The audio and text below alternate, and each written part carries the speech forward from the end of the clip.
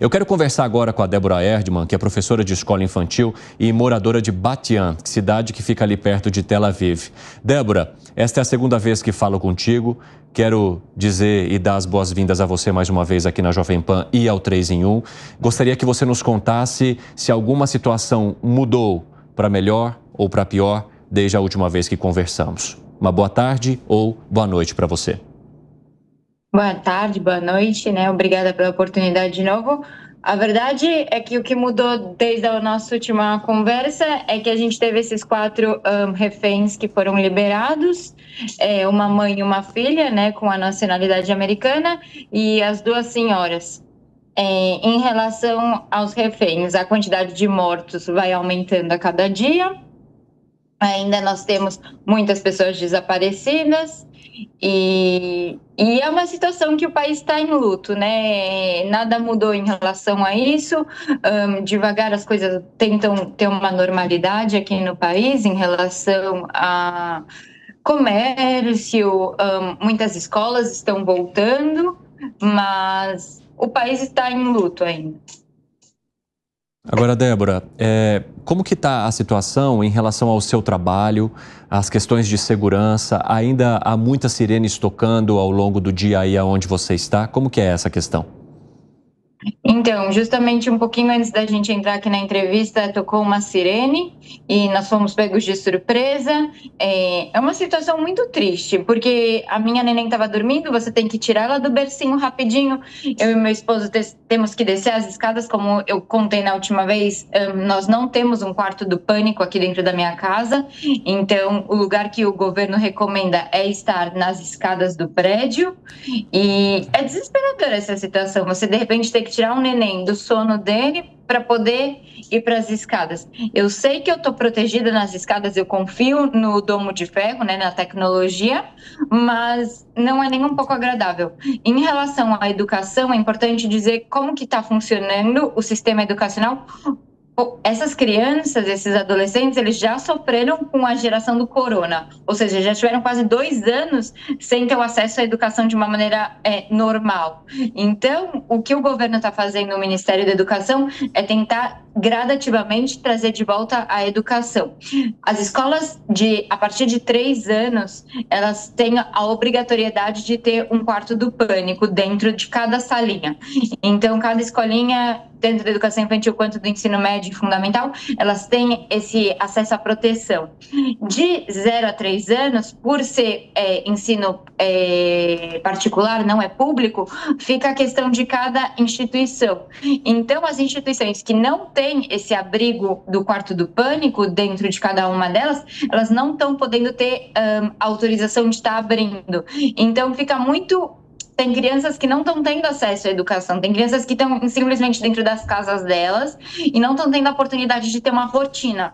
E como a gente já falou da outra vez, é importante eu dizer, a rotina é a chave da criança poder ter uma vida um pouquinho mais normal e organizada, porque se ela não sabe o que ela vai fazer naquele dia, ela fica mais ansiosa e o pai também acaba ficando ansioso, porque não tem como organizar a vida, fica sem saber o que vai fazer no dia de amanhã.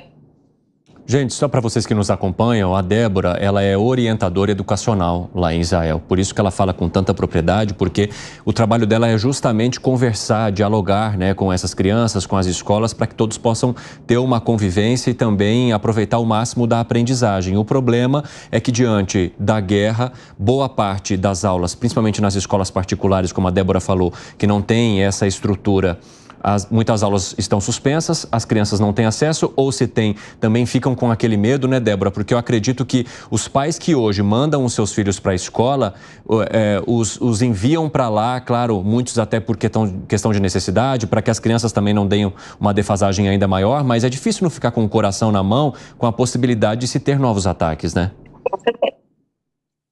Com certeza. Então, o que está sendo feito, a escola não está no período integral dela. O período está mais reduzido porque existem estudos que são feitos mais ou menos quais são os horários que os mísseis são mais atingidos dentro do país. Então, as aulas são feitas mais ou menos nesse período onde a probabilidade de mísseis são menores. E assim faz com que a opção do tempo que está dentro da escola seja mais agradável, vamos dizer assim, mais normal. Agora, ô Débora, eu queria entender e saber um pouco sobre você e sua família. Como é que está o emocional de vocês depois de 19 dias no meio desse conflito?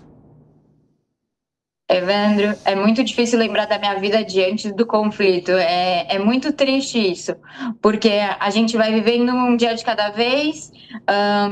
Ontem mesmo eu saí para comprar um leite e eu falei, não vai acontecer nada. E de repente a sirene toca.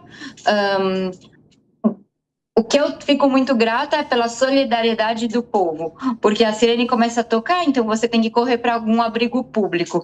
E como eu estava com o carrinho da neném, rapidamente alguém vem e me ajuda a levantar o carrinho, eu me vejo, de repente, quando eu presto atenção, já estou dentro do bunker. Só que é uma situação que você tem que acabar se acostumando com uma coisa que não é para você se acostumar. Você vive num país que é para você ter uma tranquilidade, você tem direito a essa tranquilidade, eu tenho direito de ir comprar um leite em paz. E de repente vem uma sirene e você tem que parar a sua vida para poder se proteger, porque você está correndo risco de vida.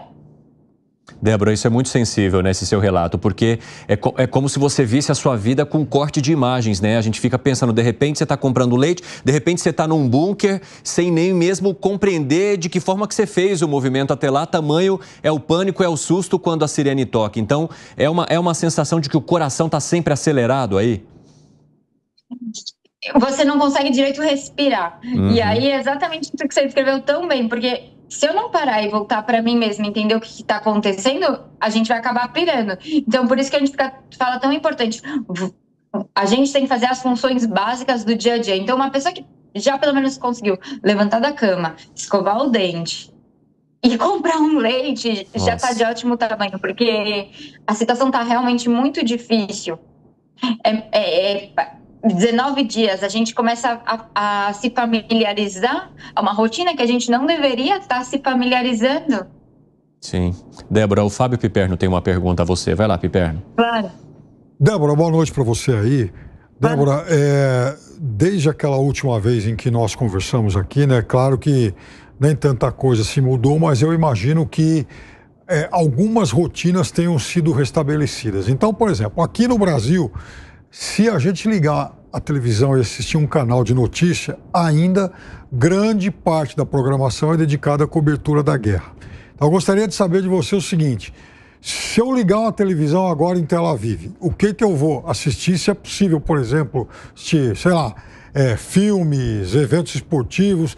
Como é que está, por exemplo, a questão do trânsito nas ruas, se as pessoas voltaram a sair, se as pessoas voltaram a frequentar cinema, shopping center, teatro, como é que está essa rotina?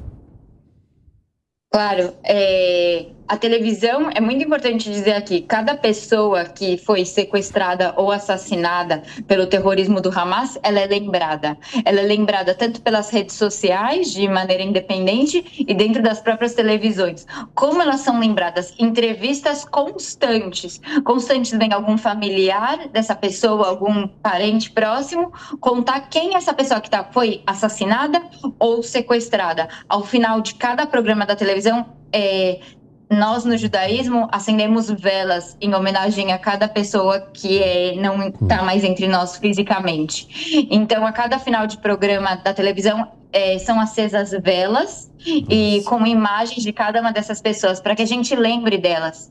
Porque elas não são só um número, elas não são só 1.400 pessoas, elas são 1.400 famílias, elas são 1.400 histórias. Então, é muito importante que a gente relembre cada uma delas. Hoje mesmo, eu vou voltar com a história do leite, porque a própria caixinha do leite está com a foto dos 212 sequestrados. Nossa. Cada um deles foi impresso dentro do leite, porque para a gente é importante lembrar de cada uma dessas pessoas.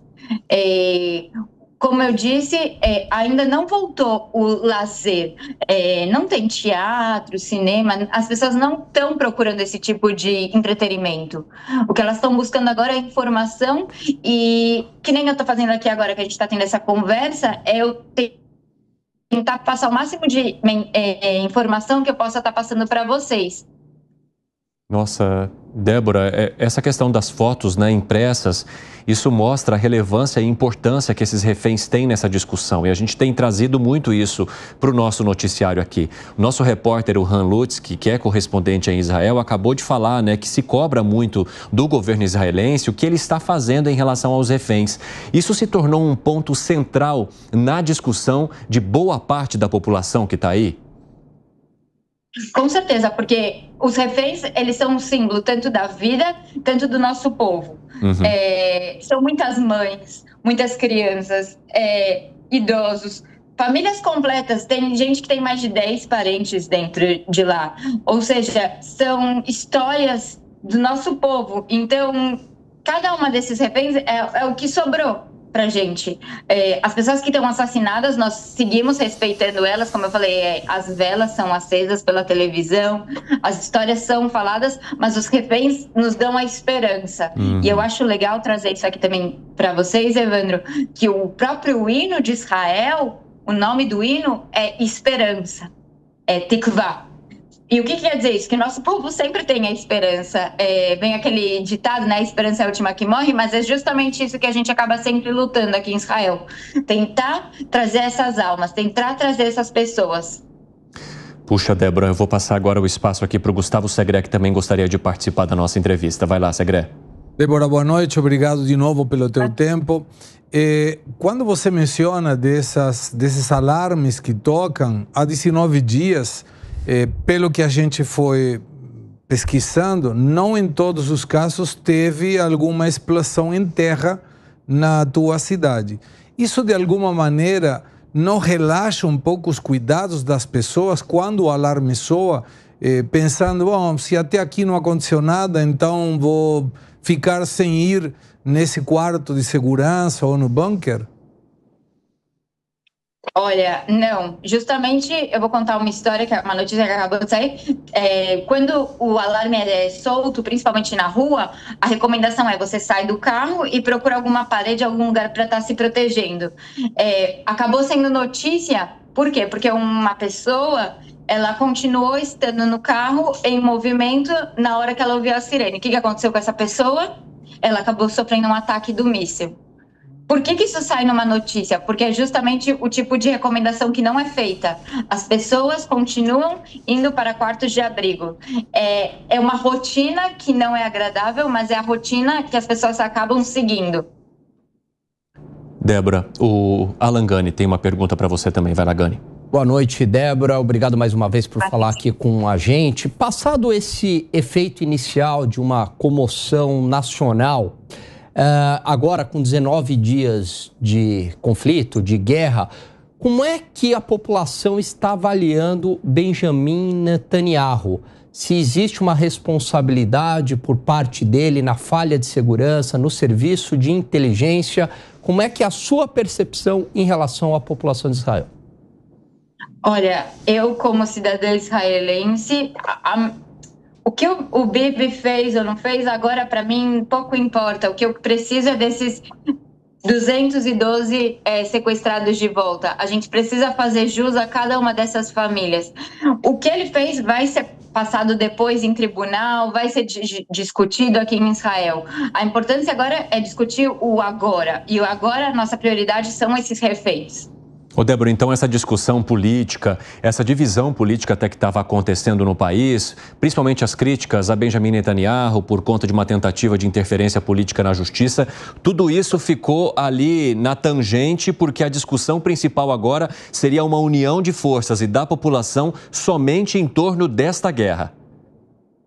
Com certeza, porque não adianta a gente, o nosso povo é pouco, somos poucas pessoas, não adianta a gente se polarizar agora. Agora é hora de juntar as forças, conseguir resgatar o máximo e, se Deus quiser, todos esses reféns, para depois as contas serem prestadas.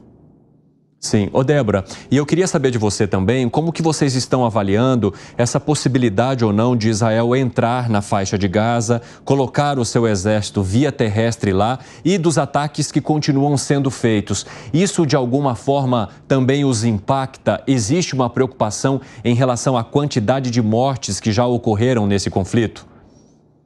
Com certeza, Evandro. É importante eu lembrar para vocês que cada um desses soldados, eles não são, não é uma profissão ser soldado, tá? São 300 mil que são reservistas. E dentro desses reservistas, eu tenho meus cunhados, eu tenho meus primos, ou seja, eu tenho família direto da minha.